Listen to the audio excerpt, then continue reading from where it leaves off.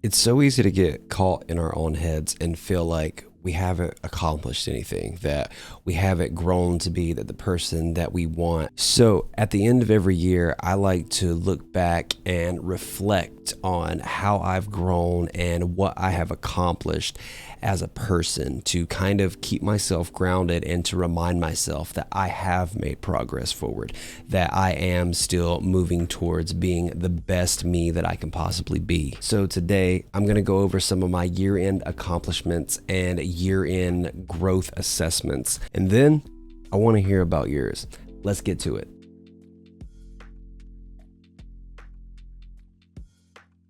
What's up, everyone? Thanks for coming and checking out another video. And as always, if this is your first time checking out the channel, thank you so much for clicking on it. The video today is sponsored by the always amazing Skillshare. Be sure to stay tuned to the very end of the video so you can learn how to get a free trial of Skillshare for yourself. So normally at the end of every year, I kind of do a year-end assessment because I'm the type of person that I'll get stuck in my head and I'll tell myself that, I'm no good, that I haven't accomplished anything if I don't do something big, if it's not something insanely life-changing. And I am also guilty of holding myself to the standards of influencers or even other people that I know who just, in my opinion, live way cooler and way more epic lives than I do. Holding yourself up to these impossible to reach perfections is a one-way ticket for you to just completely stunt your growth, because you're never going to reach that, because of so much of what we see on social media is completely false. If you watch the previous video that I posted about life after cystic fibrosis, I said in that video that I've hardly left the house this year. I haven't really done a ton of stuff, and beforehand I was always trying to go out and take these crazy trips, do these crazy adventures, because I didn't feel like I had a lot of time. So I had to just stuff as much epic stuff into my life as possible. But because I haven't done that, I was sitting and I was like, man, I haven't done anything with my life this year. But then I had to stop myself. I had to get out of that headspace. And so I started writing things down and slowly but surely began to realize that, man, I have grown.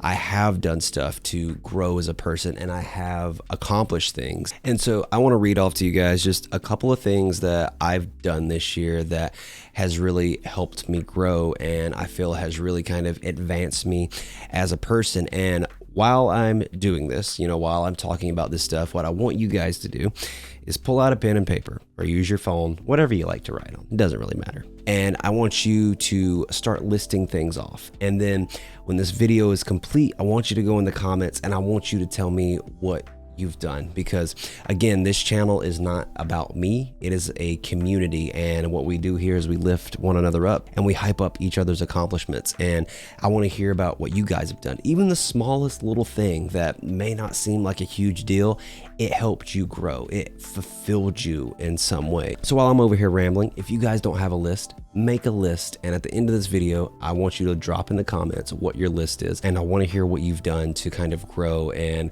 just some of your accomplishments.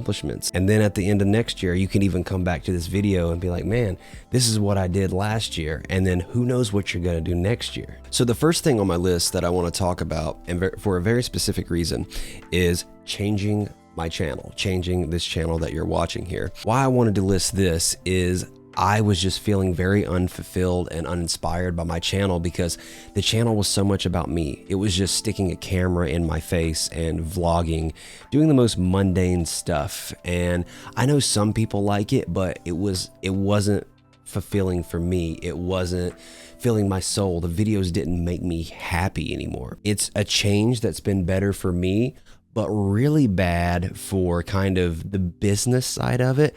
But I honestly don't care. So if you look back at my views and analytics for my vlog style content, I had way more views. Like, there were so many more people that watched my videos then, but the thing is, I wasn't happy. And so I switched to this style right here, and by YouTube standards, my channel's not very good if you just go by the views that are on it. What I've been doing here on YouTube and with my content lately it has been so fulfilling for me. Is it at times a little frustrating because I'm kind of putting my heart out there and I've changed up the style and I'm trying to make it look way better. I bought way better gear and I'm trying to really think out my videos and no one's really watching it. Is it a little disheartening at times and a little frustrating? Absolutely. But at the same time, if there's 5 to 10 people who have commented and said, hey, this video has helped me, it helped me put things in perspective, you know, it helped with what they were going through, that's what I want to do. I don't care about being the biggest YouTuber out there or making a ton of money or making these stupid clickbait things. If I could help someone through their day or inspire them or just kind of maybe help them process something that they're going through, that means the world to me. And so you could look at my channel changing and be like, that's not an accomplishment because no one's really watching you anymore. No one, you know, you're not getting the shares that you used to. Your analytics aren't popping off like they used to. You're not getting the same amount of money that you used to, but it's fulfilling and I love the content that I'm putting out now. Even if no one really watches it, like, who cares, man? I love it. And a lot of you guys seem to really like it, and so that's really all that matters to me. I managed to get off all of my antidepressant medications thanks to the help of psychedelics, microdosing mushrooms. And again, I'm not going to touch on that a lot in this video because there's so much that is involved in that. It needs its own video in itself, so I'm going to be making that. But coming from someone that is bipolar and has manic depression and has attempted suicide, being able to say that I'm not on any sort of antidepressant or any sort of medication for it, it kind of blows my mind. And I have to thank Steph for it because we were very close to being over and being done because having mental illness, I never felt like I could come off medication. And so I would find these medications that would keep my mind quiet, but the rest of me would be numbed out and I couldn't see it because to me, everything in here was finally silent. So I was good. I was like, man, my head's quiet for once. I am good. But what I didn't realize is I kind of had became a zombie and was pushing her away. And so finally she recommended trying microdosing mushrooms and I did it and it has been an absolute game changer. That's probably like coming off my antidepressants and all of my psych meds is probably the biggest accomplishment of my year because it's so life-changing and game-changing to me. But again, that is going to be its own separate video because I really want to dive deep into it and really explain it to people because again, it's not a blanket thing that's going to help everyone, but I really want to get into detail of why it's helped me and what all it's done. So that is going to be coming in a future video, but again, and really awesome thing that's happened to me this year. Another huge thing that I did this year to me is I started doing Brazilian Jiu Jitsu. I've always wanted to try some type of combat sports. Like I've always loved watching it, but beforehand, like before I started Trikafta, there would have been no way.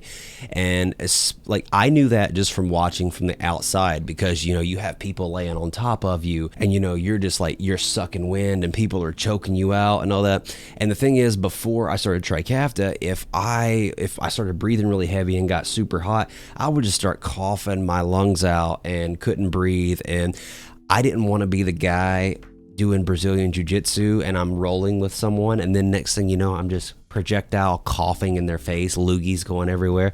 You don't want to be that guy. So I was never able to do it. But fast forward to now, I started doing Brazilian Jiu-Jitsu in July. It was back in the summer whenever I started doing it and I immediately fell in love with it. For anyone here who's done Brazilian Jiu-Jitsu or combat sports, you know, when you start, like, it takes years and years and years to like master and perfect, and honestly you never really master it, but it takes a long time to develop the muscle memory and just to get good because while you're progressing, everyone around you is progressing too, so you're always kind of trying to play catch up. And the thing is, I would just be getting smashed by people, and I still get smashed all the time, but a lot of people at my gym are way bigger than me, and so I would just be getting destroyed. I would just have these mammoth people on top of me choking me out every which way. And my coaches would laugh because they'd be like, man, why are you smiling? Because I would be on bottom. Like, they would have mount on me, just ruining my life. And I would be like smiling and laughing while, you know, like fighting for my life. And I would just be like, man, I know it's hard for them to understand, but the thing is, while I'm getting my ass kicked and just getting destroyed, I'm able to breathe. And so starting Brazilian Jiu Jitsu has just been amazing. And another great thing about BJJ is it's such a mental health thing that helps me, because my head is so loud at like every moment of every day. But when I'm on the mat, the only thing that matters, the only thing that I'm focusing on is the person across from me. Like, that's the only thing that matters. It's like the entire world around me just is completely tuned out, and the only thing I'm focused on is the person that I'm going against. So finally being able to do Brazilian Jiu-Jitsu, trying it out after all these years that I've wanted to do it and never being able to physically do it, and then loving it so much like that, it's just been life-changing for me. I can't get enough of it. There's so much spiritual growth that goes into two people doing their best to try and choke one another out. If you've ever been on the fence about trying Brazilian Jiu-Jitsu and you never have because you're scared of it, let me tell you, when you first go, it's gonna suck. You're gonna feel ridiculous. You're not gonna know what you're doing, but you're gonna get addicted. It is absolutely amazing, just for your physical fitness, your mental health. Everything about Brazilian Jiu-Jitsu is absolutely amazing. Shout out to Rogue Combat Club in Asheville, North Carolina. That's where I train, and everyone there is absolutely amazing. So if you live in the Western North Carolina area and you've ever wanted to try it, come check out Rogue Combat Club. One of my goals has always been to release a spoken word album, because I've always been really big into writing poetry and doing spoken word. And so I've recorded like 3 or 4 songs. I don't know if you do you even call them songs? Pieces. I've recorded 3 or 4 pieces. Some of them have music in the background. That's why it's like a weird thing of like, maybe they're songs, maybe they're not. But I've done that. I don't know when I'll release them, or if I'll release them. If you think it would be cool if I released them, leave it and let me know in the comments, because it's like a passion project of mine, but I really don't know if anyone's interested or kind of gives a shit or would listen to it. I'm not gonna go over like my whole list that I wrote down or anything, because this vlog would be very long, but I wanted to put some of the stuff out there because you don't have to go climb Mount Everest. If you've done something, like a little thing that's helped you feel better as a person, that's increased your confidence or just made your life better, man, it is an accomplishment. Do not sell yourself short because you're not living up to the standards of these stupid influencers on Instagram and TikTok and YouTube and all these BS platforms, because the only thing that you should be doing is comparing yourself to the past version of you, because that's all that matters. Like, being able to be the best version of you possible, that's what we're all trying to get towards. And so whenever we're looking back on our accomplishments and feeling like we haven't done much in our lives, that's because most of the time we're comparing ourselves to other people. And you should never do that, because everyone has a path that they have to walk. Everyone has a different life to live. So the only thing that you should be doing is looking back at yourself and asking yourself, how have I grown from this person a year ago? Or maybe it's 5 years ago. Maybe you've never done a self-assessment and never really looked back on just how much you've accomplished. Start right now. It doesn't matter if it's from a year ago, 5 years ago, 10 years ago. But I'm telling you, if you take a second and you legit just sit down with pen and paper and you start making a list of what you've done compared to X amount of years ago, you're going to be so shocked and so blown away, and it's going to increase your confidence and just make you feel so much better about where you're at in life and where you're gonna go moving forward. But that's all I got for you guys right now. Again, I hope you made your list, and I want you guys, drop it in the comments. I want to know what you've done this year, or even, like I said, it could be this year, it could be the last 5 years, it could be 10 years. I want to hear about your growth. It's so easy to get trapped in our heads and feel like we haven't accomplished anything in our life. But man, I'm telling you, if you just sit down and make a list, you'll realize what all you've done. And it doesn't matter how big or how small it is. If it's helped you grow as a person, then put it on the list. I'm super stoked to post this video because I'm super excited to hear about what you guys have done, like what you have accomplished in this past year, past 5 years, past 10 years, whatever it is. Like, I want to hear about it, and I want to be able to hype you guys up, and I want other people to be able to hype you up, because again, this channel isn't just about me. Yes, I speak the words and I'm the guy here. I would say I'm the pretty face, but I wouldn't really consider this the pretty face. This is just the face.